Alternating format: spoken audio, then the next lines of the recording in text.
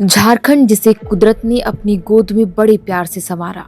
चारों तरफ घने जंगल, पहाड़, झरने और नदियां यूं तो प्राकृतिक खूबसूरती को और भी निखार देती है, लेकिन इस सौंदर्यता के बीच एक ऐसा शहर जो किसी नर्क से कम नहीं है, जहां की धरती 100 से भी अधिक सालों से अंदर ही अंदर सुलग रही है। हम बात कर रहे हैं धनबाद जिले की झरिया की। इस आग को बुझाने और आग के ऊपर रह रहे लोगों को यहाँ से हटाकर सुरक्षित जगह बसाने के लिए पिछले कई दशकों में कई प्रयास किए गए, लेकिन सब ढाक के तीन पाथी साबित हुए। धनबाद में कोयले की खोज जब से हुई, उसके बाद से ही इसका शहरीकरण होना शुरू हो गया था। धनबाद बनता गया और झरिया उजड़ता गया। झरिया की कुल 595 साइट ऐसी हैं जो इस आग से सबसे अधिक प्रभावित है। इसमें से बरोरा, गोविंदपुर, कतरास, सिजुआ, कुसुंडा, पीबी एरिया, बस्ताकोला, लोधना समेत कुल 70 बेहद ही खतरनाक इलाके हैं। इन 70 खदानों में कुल 11.85 करोड़ टन कोकिंग कोल है। इन जगहों पर जमीन धंसने से अब तक इतने लोगों की मौत हो चुकी है कि गिनती करना मुश्किल है।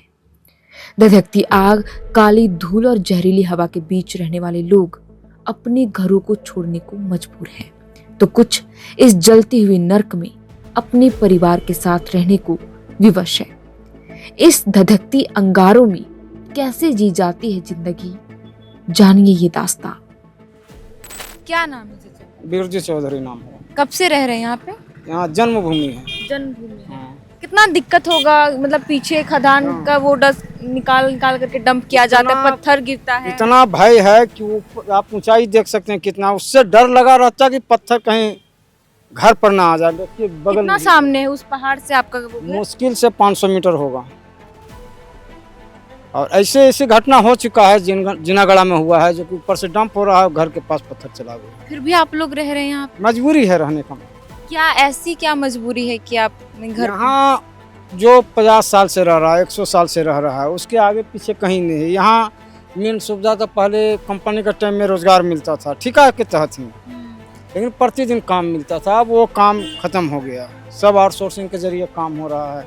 बड़े बड़े ठेकेदार लोग बाहर से टेक्नीशियन को मंगा करके काम कर रहा है। मजदूर का काम लगभग यहाँ खत्म है।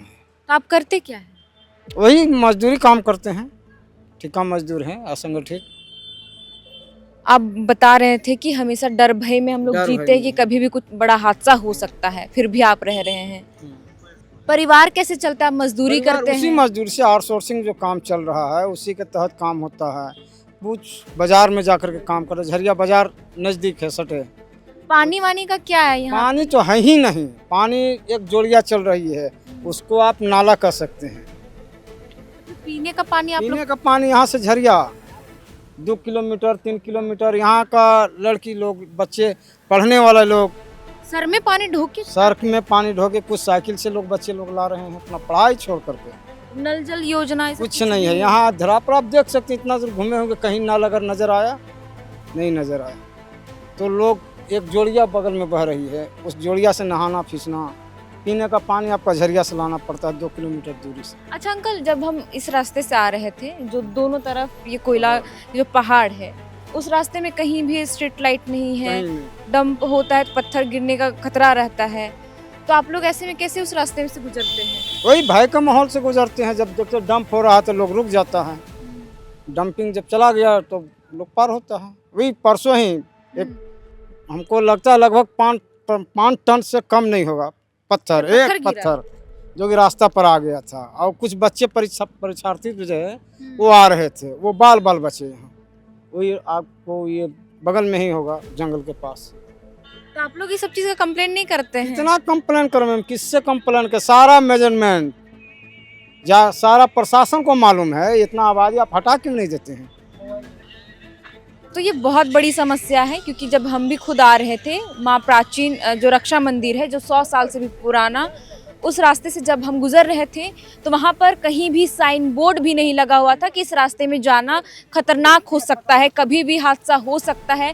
और जैसे कि इन्होंने भी बताया कि 5 टन 5 दिन पहले ही डंप जो हो रहा था, उस दौरान कोयले का एक ढेर यानी कि पत्थर का एक टुकड़ा गिरा और उससे 2-4 बच्चियां जो है, बच्चे जो परीक्षार्थी थे जो बोर्ड का एग्जाम दे करके वापस घर लौट रहे थे, उस दौरान वो बाल बचे। यहाँ पर और भी लोग हैं, उनसे भी बातचीत करते हैं। ये पूरा एरिया जो है अभी देखिए डंप हो रहा है। क्या इस एरिया का क्या नाम है झरिया के अंदर? ये झरिया पे ये रक्षा काली है और ये आपका रक्षा काली छलछलिया दौड़ा हुआ। और ये रक्षा काली धाम भी ये मतलब है हम लोग का पुराना, जो रक्षा काली जो माँ का ये जो मंदिर है इसी के बगल में पुराना वही था और उसी के पास में रोड हम लोग का आने जाने का वही एक रास्ता है, साधन है। और जिस तरह से ओबी डंप जो कर रहा है, ओबी डंप करने के मतलब ये है कि जितना भी रोड पे ही आप पीछे भी जाइएगा देख लीजिएगा, पूरा रास्ते पे मतलब गिर रहा है, बड़े बड़े बोल्डर गिर रहा है। अभी बीच में ही परसों ही मतलब जो हुआ अभी हादसा, बच गए बच्चे लोग जिस तरह से। अच्छा, बीच में भी एक बार और ये हुआ था कि ओबी डंप जो पीछे तरफ कर रहे थे, कुछ बच्चे लोग थे वहाँ लेटरिन के लिए गए थे, ओबी जो कोयला जो मतलब जो गर्म वो गिरा, उसी पे गिरा जो झुलस गए थे, जो मतलब मृत्यु हो गई। शौचालय भी घर वर पे नहीं है? नहीं, शौचालय तो नहीं है, जैसे किसी देखिए कुछ लोग का है और बहुत लोग का नहीं है यहाँ पे। और जैसे सब खुले में जाते हैं, अब ये तो जितना भी है तो सब जगह तो देख ही रहे हैं ओबी डंप। अच्छा, इतना ही करने का नहीं था, पूरा हैवी किए हुए है। ये प्रदूषण मतलब क्या है, और पूरा हवा जब चलता है तो पूरा प्रदूषण मतलब हम लोग के घर में, अगर हम लोग बाहर में भी अगर गर्मी का समय आ रहा है, लाइन कटा हुआ रहेगा, छत पे हम लोग सोते हैं या बाहर में सोएगा तो पूरा लाल लाल मतलब ये गर्दा से भर जाता है। ये जो आप गांव बस्ती बता रहे हैं, इसमें कितने परिवार अभी भी रह रहे हैं? अभी भी इसमें कम से कम 4 से 5 हज़ार लोग हैं। 4 से 5 हजार लोग हैं। आप भी और ये अंकल भी बार बार जिक्र कर रहे थे कि रास्ते में ऐसा हादसा होते ही रहता है। साइन बोर्ड क्यों इन लगा हुआ है कि इस रास्ते में कभी भी हादसा हो सकता है? यहाँ देखिए साइन बोर्ड तो वो तो मैनेजमेंट जो कर रहा है, मैनेजमेंट जो ठेकेदार है उसका तो कोई सुनने वाला है नहीं। ठेकेदार मतलब मैनेजमेंट भी अगर बोला, हम लोग मैनेजमेंट पर दबाव डालते हैं तो उसके बावजूद भी मतलब नहीं होता है। ठेकेदार है जो बाहुबली है, वो कुछ भी कर सकते हैं। यहाँ अगर कोई भी कुछ करने जाता है तो उस पर FIR होता है, केस होता है। ऐसा भी है, मतलब अपनी समस्याओं को आप रख नहीं सकते? नहीं, ऐसा कहाँ हो रहा है, यही तो हो रहा है। तो हर बार अगर कोई भी जनप्रतिनिधि यहाँ से चुने जाते हैं तो वो हमेशा कहते हैं कि हम समस्या का समाधान करेंगे, तो फिर कहाँ दिक्कत आ जाती है, फिर दबदबा वाला बात आ जाती है जैसा आप बता रहे हैं। ये देखिए प्रतिनिधि तो हमें तो कुछ समझ में नहीं आता, यहाँ तो सबका मिली जुली भगत है। अब इसमें हम क्या बोल सकते हैं। अभी आप खुद भी देखिए, यहाँ से जो बस्ती दिख रही है, आपको रास्ते में निकलने के लिए आपको कहीं भी एक सिंगल स्ट्रीट लाइट नहीं दिखाई पड़ता हो। आप लोग आना जाना फिर कैसे करते होंगे यहाँ? हम लोग देखिए रास्ता तो एक ये रास्ता एक वो है, उसी रास्ता में हम लोग पहले जब पार करते हैं तो पहले ऊपर देखते हुए जाते हैं कि कहीं वो भी तो इधर डंप नहीं कर रहा है। हम लोग बगल का है तो हम लोग देख लेते हैं, लेकिन बाहरी लोग जो आते हैं, जैसे बच्चे लोग कभी स्कूल में ये सेंटर पढ़ रहा था, वो सेंटर पे मतलब बच्चे लोग एग्जाम देने के लिए आए, उसी बीच में गिरा। अगर वो मतलब अगर सावधानी नहीं बरतते तब तो कुछ भी घटना घट सकती थी। क्या नाम हुआ आपका? मेरा नाम विकास कुमार हुआ। तो हम अभी 2 लोगों से बात किए, उनका यही कहना है कि यहाँ के लोग अगर कुछ भी अपनी समस्याओं को लेकर के सामने आते हैं तो सीधा उन पर FIR कर दिया जाता है। यानी कि आप यहाँ पे जैसे जी रहे हैं, अंकल ने भी बताया कि हम यहाँ नरक से भी कम नहीं जी रहे हैं अपने जीवन को, क्योंकि देखिए डंप हो रहा है, पॉल्यूशन इतना है, नीचे से धरती जल रही है और ये फिर भी रह रहे हैं। लेकिन जनप्रतिनिधि हर बार यहाँ से कोई ना कोई चुनने जाते हैं, लेकिन इनकी समस्याओं का निदान नहीं हो पाता है। हम आगे बस्ती में भी जाएंगे और परिवारों से भी बात करेंगे। 4000 से 4500 परिवार जो यहाँ पर रह रहे हैं। झरिया के खदानों में आग लगने की खबर सन 1916 में सामने आई।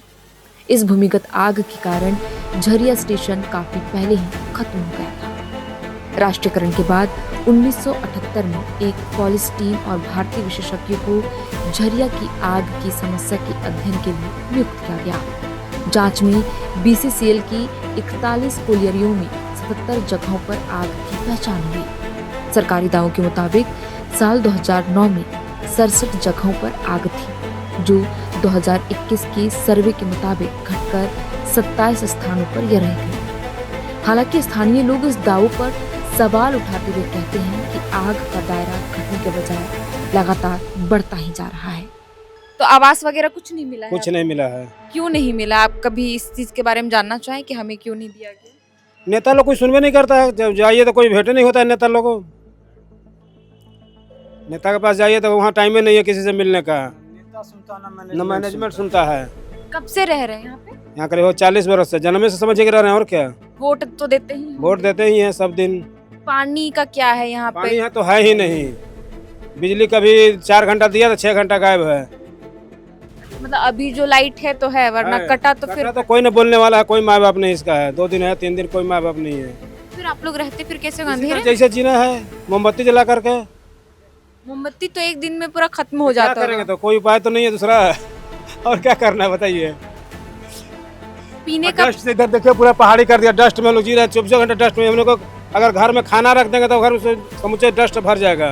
कपड़ा पसारना बहुत मुश्किल हो मुश्किल गया है। है, घर में पसारना। इस तरह है।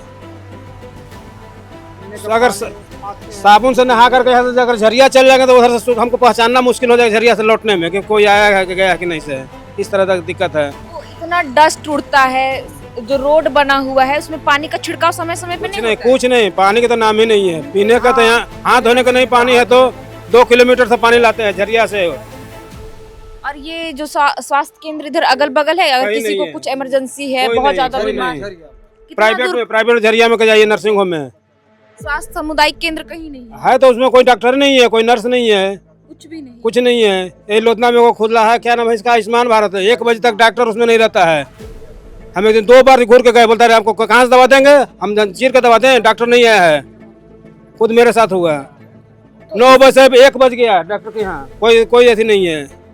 मतलब अगर किसी को बहुत इमरजेंसी हो, तो बुखार से नर्सिंग होम तप जाइए, रहा पैसा है तो हो, नर्सिंग होम जाइए, ना तो मरिए, पीएम से जाइए और अपना गाड़ी जाइए। कोई थोड़ी एम्बुलेंस भेज रहा है कहीं से।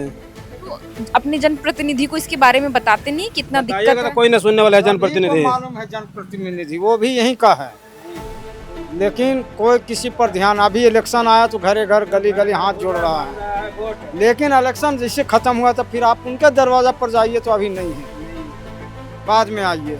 ये प्रतिनिधि का हाल है, सभी प्रतिनिधि का। अंकल की बात भी जायज है कि जब भी जनप्रतिनिधि को जरूरत होती है, उन्हें वोट चाहिए होता है, तो वो घरों तक जाते हैं, दरवाजे तक जाते हैं और डोर टू डोर कैंपेन करते हैं कि हमें वोट दीजिए, हम आपकी समस्याओं का निदान कर देंगे। 40 साल से हम लोग खेल रहे हैं कि निदान होगा। और देखिए, हमारी बातचीत जब हो रही थी इनसे तो ये कह रहे थे कि बगल में ही सामुदायिक स्वास्थ्य केंद्र है जहाँ पर 1 बजे डॉक्टर आता है। वो भी नहीं आएगा, 1 बजे तक घूर के चला है, नहीं आया डॉक्टर। कंपाउंडर बोले कोई दवा दे यार, हमको दर्द से परेशान है। बोला नहीं, हम दवा नहीं देंगे बिना डॉक्टर के लिखे हुए। फिर बाजार जाकर हम टैबलेट वैबलेट खा करके फिर हमें यह किए। तो ये यहाँ की समस्याएं हैं, पानी, बिजली, कुछ नहीं, हवा, समस्या सफाई तो है ही, लेकिन यहाँ पे और भी लोग हैं, हम उनसे भी बातचीत करते हैं। भैया आप इधर आ जाइए ना, क्या नाम हुआ? जी मेरा नाम कुंदन पासवान है। कुंदन पासवान। यही बस्ती के रहने वाले हैं? जी नहीं, यहाँ से 1 किलोमीटर के अप्रोक्स बगल में कपड़ा दौड़ा पड़ता है, लुधना स्कूल के बगल में है। तो हम ये सब लोकल यहीं के हैं। तो ऐसी जगहों पर आप लोग रह रहे हैं इतने लंबे सालों से, कई लोगों को तो ये विस्थापित भी किया गया, तो क्या आप लोगों के साथ भी वही चीज़ है कि आपको दूसरी जगह शिफ्ट करना है या जी जी बिल्कुल। कि यहाँ पे देखिए पहाड़ी का एरिया है, डंप हो रहा है, मैं बार बार इस बात को दोहरा रही हूँ, गंदगी इतनी है, सांस लेने में दिक्कत होगी, जिसकी वजह से धीरे धीरे इंसानों को बीमारियां भी होगी सांस से संबंधित। मैम आप लोग चाहे रिपोर्टिंग करने आई हैं यहाँ पे, तो आप घूम के देख रही हैं, यहाँ का माहौल देख रही हैं, यहाँ का कृत्रिम पहाड़ देख रही हैं, ठीक है, यहाँ का व्यवस्था को देख रही हैं, रोड को देख रही हैं, नाली को देख रही हैं, लोगों को देख रही हैं। आप यहाँ पे देख सकते हैं यहाँ का, आप लोग अगर जो दिल्ली का IQ लेवल को देखें, आप उससे ज़्यादा ही IQ लेवल यहाँ का है। आप बगल में चल जाइए, मीथेन गैस से लेकर के हर कुछ इतना भरा हुआ, इतना भयावह स्थिति है। DGMS के नियमों का धजिया किस तरह उड़ाया जाता है। DGMS का जो गाइडलाइन है कि यहाँ पे कोयला निकल रहा, जिस जगह कोयला निकलता है, जिस जगह ओबी डंप होता है, उसके अगल बगल में नियम होता है कि इसको वॉल करना। अगर जो हम इस जगह पे पहाड़ है उसके बगल से अगर वॉल कर देते हैं ताकि उससे पत्थर इस पार ना हो, अभी एक अंकल आपसे बात कर साइन रहे बोर्ड भी तो नहीं है। थे। साइन बोर्ड छोड़ दीजिए, कुछ भी नहीं है। आप यहाँ पे भ्रमण करके देख सकती हैं, स्थिति बहुत भयावह है।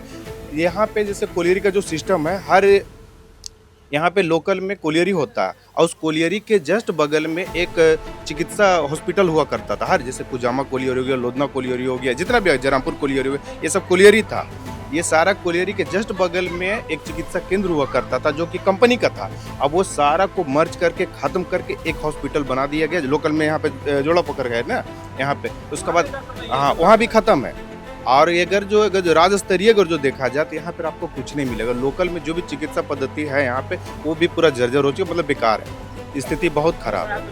अगर जो आपको अगर जो बहुत सारा दिक्कत हो गई अचानक, अगर जो 1:30-2 बजे अचानक किसी व्यक्ति का तबीयत खराब हो गया, आपको लगता है कि वो पेशेंट ले जाने लायक स्थिति में है कि वहाँ तक हॉस्पिटल तक पहुँच पाएगा? वो बहुत इमरजेंसी में ही कहीं तक जा पाते हैं लोग, नहीं तो बहुत हालत खराब। यहाँ पे अस्थमा, टीबी, ये सारा कुछ का बीमारी एकदम इन लोग का जन्मजात, जिस तरह से बोलते हैं कि यहाँ पर ले करके पैदा हुए हैं, ऐसा स्थिति हो चुका है यहाँ के लोगों का, बहुत भयावह है। तो देखिए इन्होंने बोला कि यहाँ की स्थिति ये है कि जन्मजात यानी कि पैदा होते के साथ आप बीमारी लेकर के पैदा होते हैं। और अंकल ने भी कहा कि अगर यहाँ पे किसी को दिक्कत हुआ, इमरजेंसी पड़ती है, तो डॉक्टर नहीं, यानी कि आपके पास पैसा है तो आप इलाज करवाइए, अगर आपके पास पैसा नहीं है तो आप मर जाइए।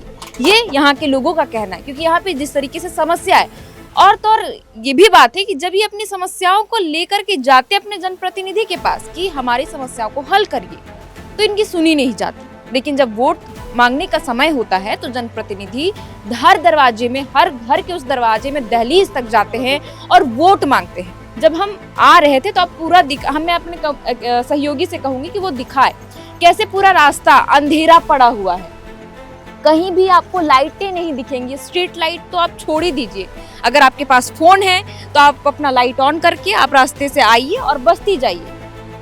और अगर इस बीच में अगर लाइट कटता है तो पूरा का पूरा ये एरिया जो है अंधेरा छा जाता है। जो झरिया, जो धनबाद पूरे देश को रोशनी दे रहा है, वो आज धधकती आग में जलने को मजबूर है। इससे पहले 12 अगस्त 2009 को 12 साल के लिए झरिया मास्टर प्लान को मंजूरी दी गई थी।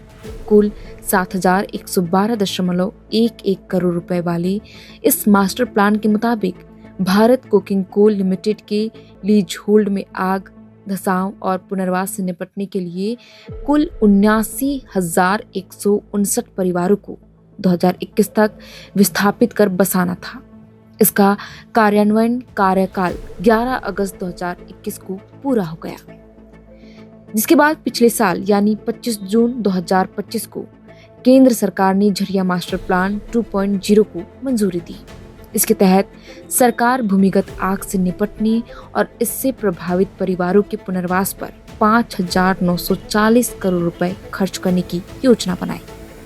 इसे 3 चरणों में पूरा करने का लक्ष्य रखा गया है। बहरहाल कुदरत ने झरिया को कोयले का बेशुमार खजाना तो दिया, लेकिन शायद उस खजाने के साथ जलती हुई लौ भी देती। झरिया से निकला कोयला आज पूरे देश को रोशन कर रहा है, लेकिन झरिया के लोग उस रोशनी की कीमत अपनी सांसें देकर चुका रहे हैं। भले ही कोयला उद्योग ने यहाँ रोजगार दिया, लेकिन बदले में मासूमों से उनका बचपन छीन लिया। इन बस्तियों में रहने वाले बच्चों के सपनों में कोयले का धुआं इस कदर घुल गया है कि उनके हाथों में किताबों से पहले कोयले की टोकरियां आ जाती है। और आज झरिया की यह जलती हुई जमीन हम सबसे एक ही सवाल पूछ रही है, आखिर कब तक?